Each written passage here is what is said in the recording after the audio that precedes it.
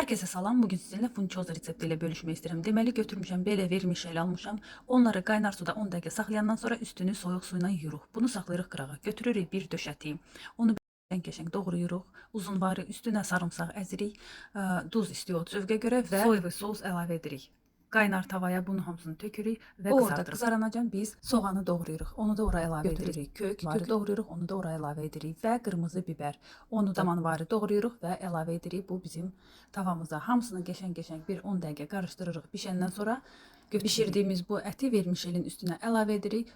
Küncüt tökürük və əgər sizdə küncüt yağı varsa onu da əlavə edirik. Yoxdursa bu başqa bir yağ da ola bilər. Onu əlavə edib qəşəng qarışdırırıq. Hamıya nuş olsun. Abunə olmağı unutmuruq.